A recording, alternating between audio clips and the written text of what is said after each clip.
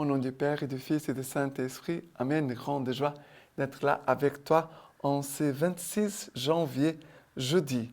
Et nous célébrons aujourd'hui Saint Timothée et Saint Tite. Et la première lecture d'aujourd'hui, c'est 2 Timothée, chapitre 1er, à partir du verset 1. Nous dit ceci.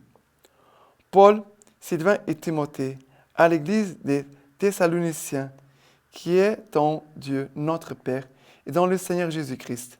Que Dieu le Père et le Seigneur Jésus-Christ vous accordent grâce et paix.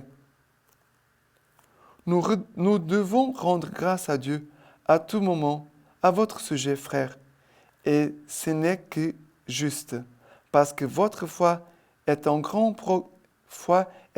progrès et que l'amour de chacun pour les autres s'accroît parmi vous tous, au point que nous-mêmes sommes fiers de vous parmi les églises de Dieu, de votre constance et de votre foi dans toutes les persécutions et tribulations que vous supportez.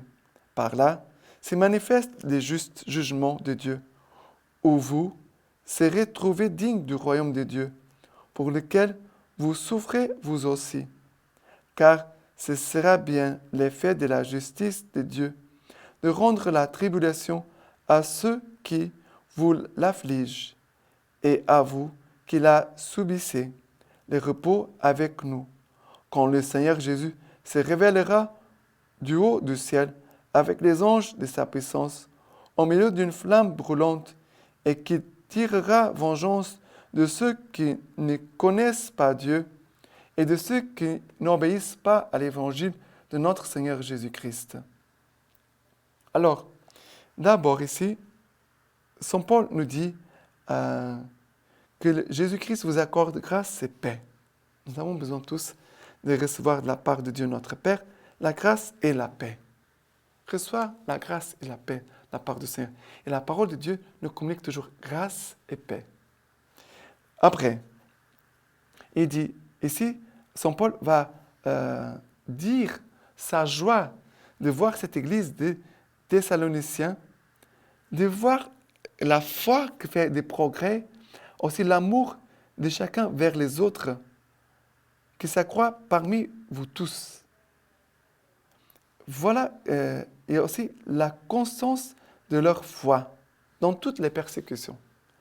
Alors, et c'est une communauté vivante dans la foi qui fait des progrès dans l'amour, dans la charité, et aussi malgré les persécutions et les tribulations, ils sont constants dans la foi.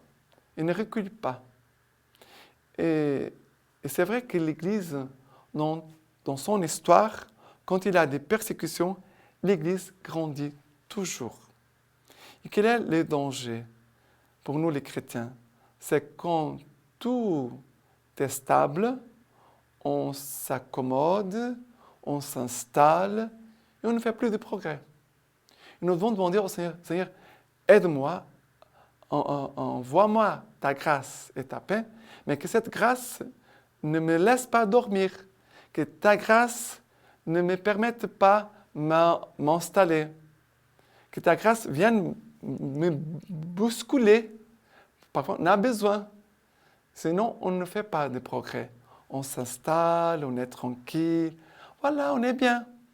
Et ça, c'est la catastrophe dans la vie des chrétiens.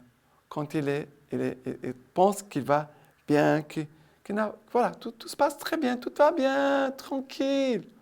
C'est pour cela que Sainte Thérèse d'Avila disait à ses filles, si vous ne combattez pas, si vous n'avez pas de combat, je vais vous envoyer des combats. Sainte Thérèse d'Avila disait ça à ses filles. Si vous n'avez pas de combat, parce que quand on combat, on lutte. On va faire des progrès quand on lutte. Le Seigneur nous donnera toujours sa grâce et sa paix. Et on aura des combats, mais on va faire des progrès. Sinon, on est là, installé, on meurt, même peut-être dans notre péché. On va laisser la foi mourir, on va laisser l'amour refroidir, et on perd la grâce et la paix. Maintenant, le psaume d'aujourd'hui, c'est le psaume 96, qui nous dit ceci. Chantez au Seigneur un chant nouveau, chantez au Seigneur toute la terre. Chantez au Seigneur, bénissez son nom. Proclamez jour après jour son salut. Racontez aux païens sa gloire, à tous les peuples ses merveilles. Rapportez au Seigneur famille des peuples. Rapportez au Seigneur gloire et puissance. Rapportez au Seigneur la gloire de son nom. Et après verset 10, dites chez les païens, le Seigneur règne, le monde est stable, point ne bronchera.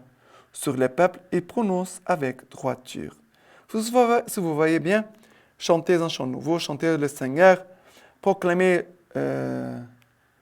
jour après jour son salut, racontez aux païens sa gloire, rapportez au Seigneur famille des peuples, rapportez au Seigneur gloire et puissance, dites chez les païens, le Seigneur règne. Ça veut dire, ici c'est la dimension de la mission. On combat en vue de la mission. On ne combat pas que pour soi-même. Quand il y a des combats, bien sûr c'est moi qui dois combattre, il n'y a pas une autre personne pour combattre à ma place. Mais nous ne pouvons pas oublier quand nous combattons, c'est toujours en vue des âmes, en vue du royaume des cieux, en vue du royaume de Dieu au milieu de nous. Ça veut dire, il y a les âmes pour qui nous combattons, il y a le règne de Dieu qui doit s'établir et grandir au milieu de nous, mais nous combattons aussi en vue du ciel, la vie éternelle. C'est très important. Ce sont 3 dimensions de la mission. D'accord? Très important. Et maintenant, l'évangile d'aujourd'hui, c'est Luc chapitre 10, à partir du verset 1. Après cela, le Seigneur désigna 72 autres et les envoya 2 par 2 en avant de lui, dans toute ville ou tout endroit où lui-même devait aller. Et il leur disait, la moisson est abondante, mais les ouvriers peu nombreux. Priez donc les maîtres de la moisson d'envoyer des ouvriers à la moisson. Allez, voici que je vous envoie comme des agneaux au milieu des loups. N'emportez pas de bourse, pas de besace, pas de sandales, et ne saluez personne en chemin. En quelque maison que vous entriez, dites d'abord, paix à cette maison. Et s'il y a là un fils de paix, votre paix ira reposer sur lui, sinon elle vous reviendra. Demeurez dans cette maison-là, mangeons et buvons ce qu'il y aura chez eux, car l'ouvrier mérite son salaire. Ne passez pas de maison en maison, et en toute ville où vous entrez et où l'on vous accueille, mangez ce qu'on vous sert, guérissez les malades et dites aux gens, le royaume de Dieu est tout proche de vous. Le royaume de Dieu est tout proche de nous. Voilà, ici c'est l'envoi mission. On parle de mission. Voilà, ici, le Seigneur les envoie 2 par 2. Pas seul. On ne va pas en mission seul. Toujours 2 par 2. C'est le signe de la présence du Christ. Quand 2 ou 3 sont rassemblés en mon nom, moi je suis là au milieu de vous. Voilà. Quand on part 2 par 2, Jésus est là avec nous. Ils ont une mission spécifique d'aller guérir les malades, de donner la paix. Jésus dit, la première mission, c'est apporter la paix. Apporter la paix, guérir les malades. D'annoncer la parole de Dieu, en fait, ici. Cette parole qui apporte la paix, la parole de Dieu qui va guérir, la parole de Dieu qui va relever les gens, qui va leur donner la force, qui va les faire avancer dans la foi et dans l'amour. Mais il y a aussi quand même des combats parce que Jésus dit, voici que je vous envoie comme des agneaux au milieu des loups.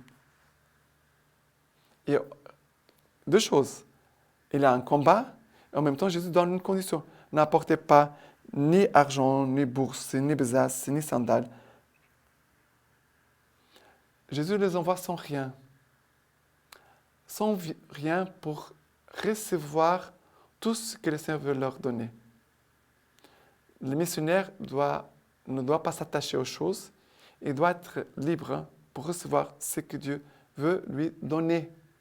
C'est pour ça qu'ils vont comme des pauvres. Ils vont pauvres pour recevoir de Dieu, car la providence vient de la part du Seigneur.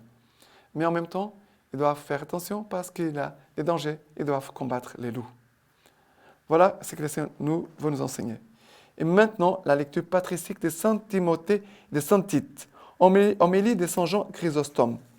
La prison où demeurait Saint Paul était pour lui comme les ciels même, et il accueillait les blessures des fouets avec plus de plaisir qu'on ne saisit les prix remportés à la course. Il n'aimait pas moins ces épreuves que les récompenses, car il les considérait comme des récompenses, et c'est pour cela qu'il les appelait une grâce. Remarquons-le, c'était une récompense que s'en allait pour être avec le Christ, tandis que demeurer dans ce monde, c'était les combats. Et pourtant, il dit qu'il préfère à la récompense le combat, qui est plus nécessaire. Être maudit, séparé du Christ, c'était cela le combat et l'épreuve. C'était même bien davantage. Être avec lui, c'était la récompense. Mais à cause du Christ, Paul a choisi le combat plutôt que la récompense. On dira peut-être que tout cela lui était doux à cause du Christ. Je le reconnais aussi, car ce qui est pour nous cause de tristesse produisait en lui un grand plaisir. Maintenant, je vous laisse la bénédiction par les mains toutes pures de la Vierge Marie. Que Dieu Tout-Puissant vous bénisse et vous garde, le Père, le Fils et le Saint-Esprit. Amen.